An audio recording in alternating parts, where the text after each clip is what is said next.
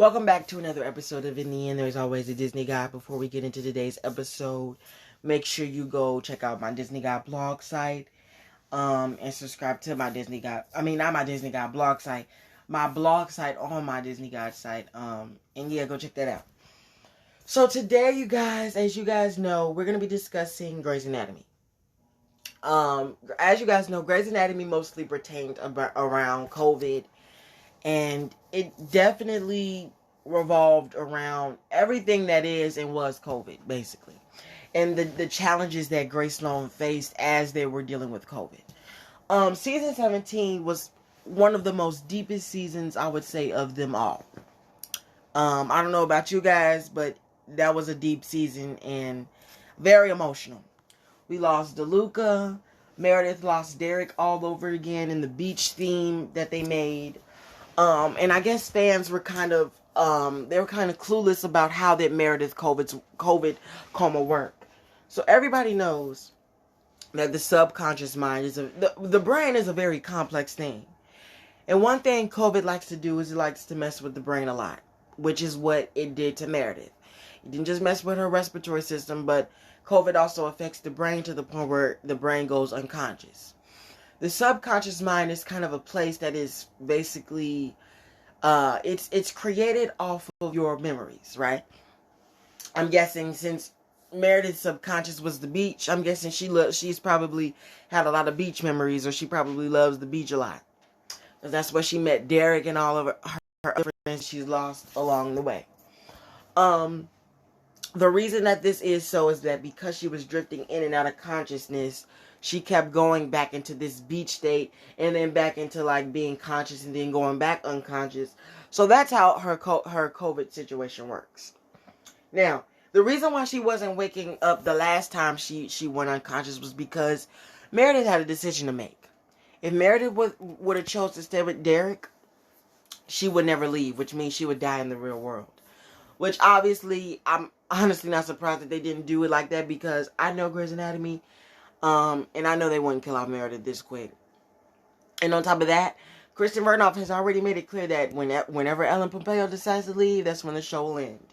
So the main returning people for this new renewed season of Grey's Anatomy, because Grey's Anatomy has been renewed for season 18, is Ellen Pompeo, Chandra Wilson, and James Pickens Jr.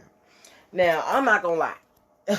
It seemed like the cast, or the vet cast, the people who've been on there the longest, it seems like it's just dropping one by one.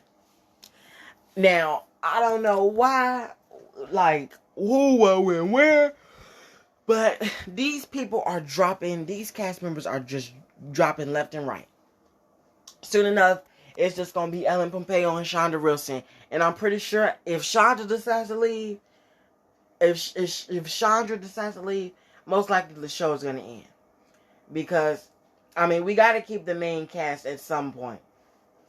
So, it seems like, because we already lost Jesse. Jesse quit it from Jackson Avery. He decided to opt out from getting his contract renewed.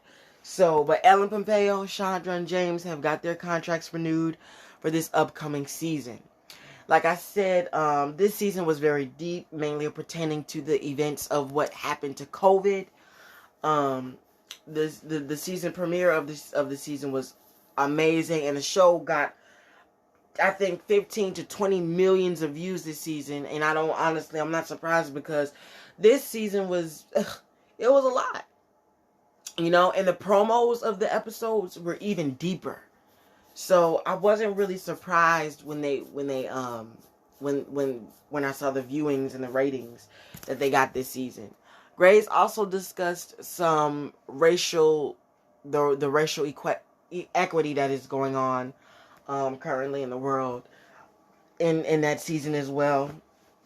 So they basically got around to everything, basically. That's been Grey's Anatomy has caught up to all the events of what's happened in the real world. Now, season 17 is, like I said, it's probably one of the most saddest seasons of them all. Seeing Derek all over again. I don't know about y'all, but I remember when I first saw the promo of seeing Derek, I was freaking out. Like, I'm pretty sure when everybody first saw Derek, people were going crazy. Because I know I was. I was losing my mind. I'm like, no way. No freaking way. Um, so I was surprised. I know everybody else was surprised as I was. Like I said, season 17, it was a deep season, very deep season. I would say that COVID did bring out the worst in a lot of things, but it also brought out the best in a lot of situations as well. So I know that, COVID has brought out a lot of bad things, but at the same time, COVID has also brought out a lot of good things too. Despite, what has happened to a lot of people and the deaths that's happened to a lot of people, it seems like COVID brought a lot of people together. And especially with Meredith, it brought all the people that she lost, like Derek, Mark Sloan, her sister, George, all the people that she lost, COVID brought together. So it's like, in a good way, COVID was kind of like a good thing, but it's not a good thing because it's also killing people. But it's also a good thing because it brought a lot of people together. This virus definitely brought a lot of people together. But I'm happy that Grey's Anatomy was renewed for season 18. I will say this, that it's not going to look the same. It's going to look very different with what's happened in the events of season 17. It's going to look really different. It's going to be really crazy. But we're just going to have to find out.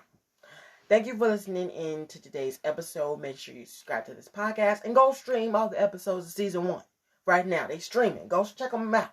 Okay? Go check them out right now. And yeah, thank you for listening in. And yeah, bye-bye, guys.